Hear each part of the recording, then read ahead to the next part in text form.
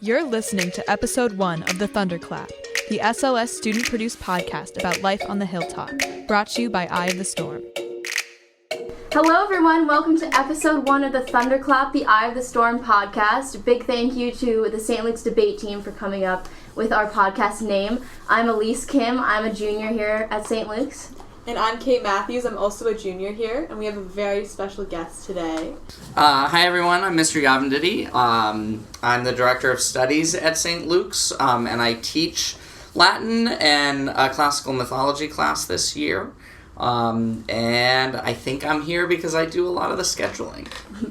Yeah, so most students, if they don't take Latin, definitely know you because you come up with our schedules every year, which sort of determine how our school year goes. So we have some questions about, how those schedules get made, what happens, because obviously every school year we come in with a schedule. It seems like it comes out of nowhere, but obviously a lot of work gets put into each and every schedule. So first and foremost, when do you start that process of actually making schedules? When does that happen? So the real beginning stages probably happen before spring break.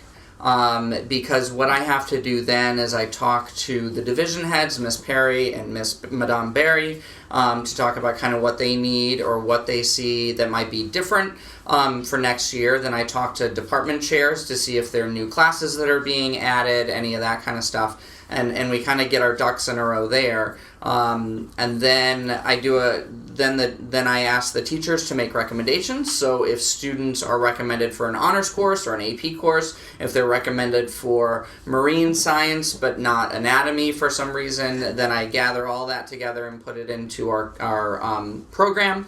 And then it's after spring break, that, as you guys might be aware already, that we send the recommendations out to students and families. That then takes some time to get back. And then as soon as I can kind of get that information back, then I kind of start work in earnest really in May. And then especially in the summer months, once school's out of session, then I can kind of work full-time on the scheduling, which normally takes me until about mid-July. And then we print everything, we get everything ready for a big mailing over the summer, and when you all get the schedules, that is when I am on vacation and don't have to respond as quickly to any questions, demands, frustrations, or anything like that. Panicked emails. I am in vacation mode then, and then I get them all when I return. That's when you get that automatically generated email. That's right. That's right. I am on vacation, don't bother me. Yeah. You're listening to the Thunderclap, the student-produced podcast taking over earbuds all over the hilltop. So during those May and summer months, how do you start with that creation process? Do you start with a certain grade level or division? Mm-hmm. So the first thing, that I generally have started with, in the middle school, actually, I start very specifically, with our music program. Because our music program is one of the few programs that we still have that has a combined room usage, right? We know that the upper school science are in upper school science territory, right? They don't merge with Mrs. Braylauer or Mr. Mance or whatever in the middle school. But the music, Miss Kaplan and Mr. Griffa, Miss Lauer and Mr. Valera, they use same spaces. So and the 5th and 6th grade schedules in particular are very regularized. Their music classes are in very particular periods because that's how the 5th grade team and 6th grade team has developed their program. So I actually start with music in the middle school, and then once I kind of have that established, I actually then go to PE, of all things, in the middle school, because those are very specific classrooms as well with the middle school gym. Once I'm done with that, I actually jump back to the upper school. And what I generally do, for the most part, is I start with what I perceive to be the toughest grade, which is 12th grade. And the reason why is because the 12th grade, in a very positive way, probably has the most choice in their classes. But what that also does is it creates more single section classes, meaning we have 2 sections of AP US History. But we might only have we do only have 1 section of AP European History. So with every single section course, it makes it harder to schedule. So I try and get those done first, and the seniors have waited the longest to get the most choice, and sometimes either the seniors say, or the parents say, or even college counseling might say, like, yeah, this kid needs this particular class. Whether it's AP European History or multivariable calculus, and since there's only 1 section, you really got to be careful of that. Do you seem to solve all your friends' problems? The math team is the place for you, a place where problem solving is taken to the next level. Come join us on Wednesdays at lunch with Miss Spencer in room 310. Right. And what technology do you use to create schedules? When I'm trying to kind of aggregate all of the data of what the teacher recommendations are. They're in the website that you all log into every day. Obviously, some of us as administrators have different sections of that where I can collect all that data right there. Then when we get into the actual scheduling component, there's a computer program that we use called Schedule Logic. It is run and created by an organization called ISM, which is Independent School Management. And so this was a scheduling program created by teachers, not by computer science people who are outside of education, who can do a great job with the kind of algorithms and all that kind of stuff, but because teachers are involved, they make it a little more personal. And so it's a great program that we just started using. I just started using last year, and it is incredibly. Otherwise, I couldn't do it. Right. It would take forever. I would go crazier than I already am, and just not work. I wouldn't get it done in time. So the Schedule Logic program is incredibly helpful and just necessary to do what we got to do.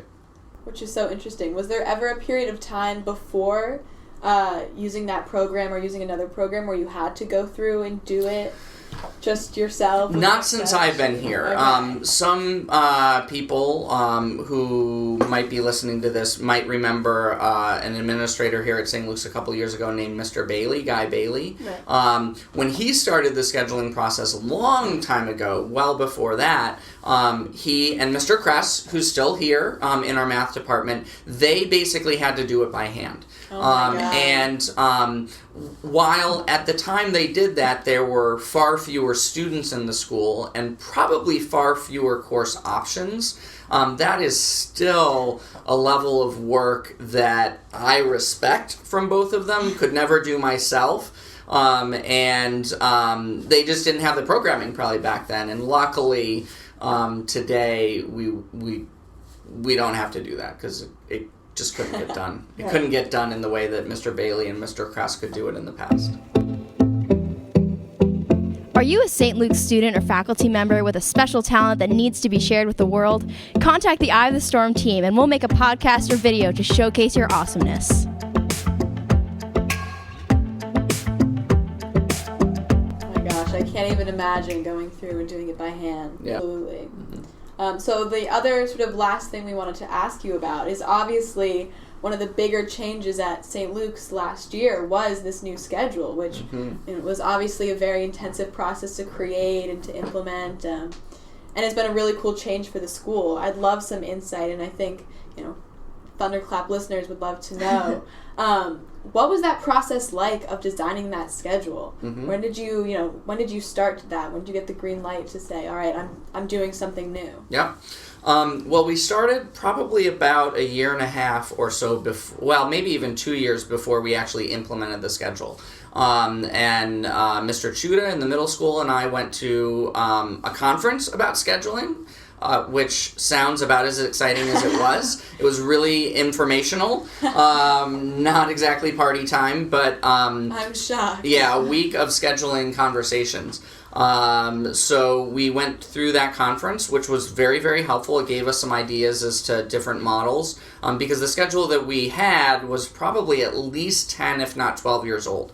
And so we started there. Then what we did is we initially went to these two groups that we have. We have one group in the middle school, one group in the upper school, which is essentially department chairs. We call it academic council. So I talked to the middle school department chairs on what they wanted, upper school department chairs on what they would like, talked especially to Mr. Davis, Mr. Foley, Miss Gabriel in the administration, then of course the division heads, Madame Bray and Miss Perry, and kind of based on what they said, that's what I tried to create.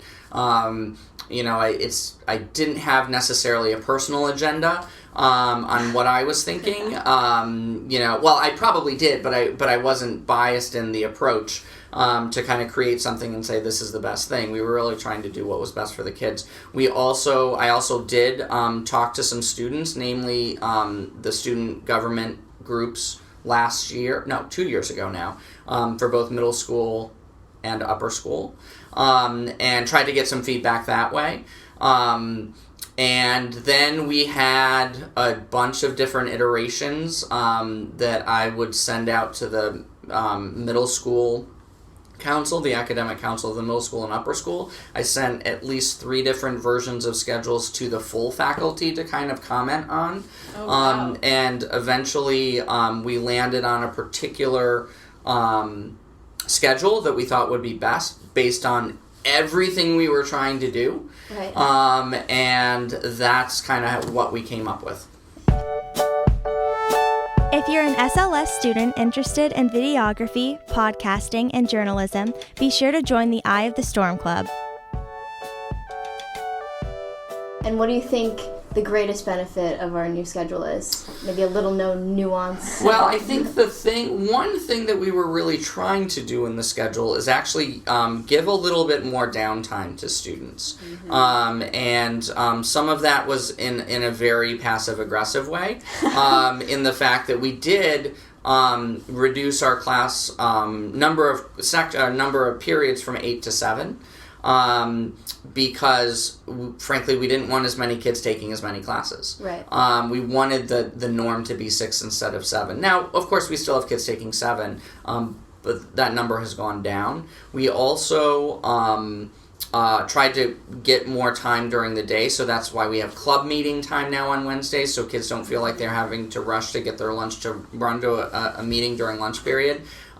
We have the mini course time, which we wanted to kind of create not only to alleviate, in some ways, the health class in 10th grade, but also to give a little bit more time where we can do things like maybe Eye of the Storm classes, but also other things like guitar or whatever, to give kids the idea of learning things not necessarily in an academic class setting. And so those were some of the reasons why we did some of those things. We actually also increased the teaching time. So the number of minutes over the course of the school year is greater. And that's something that I think the teachers probably wanted the most. Right. And I personally like how it's more predictable in the sense that since it's a week schedule, I know that I have all my classes on a Wednesday. Yeah. So therefore, I don't want to make plans on a Wednesday night. Right. So I know you're going to get slammed on Thursday. Yeah. That's a good point, and that is something that we also heard mainly from teachers. Even is that you knew what a Wednesday always looked like. Right. Either at least every other week versus on a 8-day schedule when there's really 5 days a week, like, okay, how do you project out to what, October 27th would look like if you're really on September 3rd, or what May 2nd would look like? You can say, it's a week 2 Thursday, so I know this. And I think one way that can actually be helpful in a really weird way, but in a way, is like, if parents can figure this out, even like as a parent myself, I know like when my daughter who's in 7th grade here has a particular thing on first period on a Wednesday, but she's got a dentist appointment or a doctor's appointment, I know exactly what she's missing. And even those little things can be helpful that might not necessarily be noticed right away. Right. It's very interesting to hear what, the care that went into those little, moments of free time, passive-aggressive or just regular passive, because we don't really think about it when you're just going through your day. Sure. So it's so interesting to hear that perspective for sure. And I think on behalf of the entire student body, I think we can thank you for the 8:30 versus 8. Well, again, I'll take the credit, but it's actually not really just me. I mean, that was something that, as you all you might remember just before the new schedules, I think we at least had Wednesday morning. I think it was Wednesday mornings when it was once a week. Right. And then we found a lot of benefit to that. And then as we created the schedule, teachers read, I read, other people, administrators read. There's more evidence of the need for later starts, especially for high school students. And so that's why we did the 8:30 and the 9 o'clock on Tuesdays and Thursdays now. The other component of that, I think one thing that our teachers might say, not to talk about the negative components of the schedule, but one challenge of the schedule that we didn't face before is because we have separate schedules now, the ability for a 7th grade teacher to meet with a 10th grade teacher is greatly reduced. And so part of what we tried to do with the 9 o'clock start on Tuesday, Thursday is to possibly open up the greater opportunity where they can meet before school, because a 7th grade teacher's D period is different now from a 10th grade teacher's D period. Right. So we had to try and open up as much time as we could for moments like that, and that was probably to the benefit of the students because they might get to sleep in or whatever. So we'll take what we can get. I'll take every hour of sleep I can get for sure. Sure. Got something to say but don't want to be on camera? The Thunderclap podcast is for you. Email Elise Kim to find out more. And I think that's all the questions we have. So great. Thank you so much for being with us. Our inaugural episode of I am honored to be your number one. Oh, yes. Well, you'll always be our number one. No. I appreciate that. Special thanks to our guests this episode, Mr. Yavenditti. Interview by Elise Kim and Kate Matthews. This has been produced by Mr. DeVissiere and Mr. Fendelman, and audio editing by Brian Douglas. This episode would not have been possible without the help of Mr. Fendelman, Mr. DeVissiere, and the entire Eye of the Storm team. And as always, thanks to the St. Luke's debate team for giving us our name, the Thunderclap.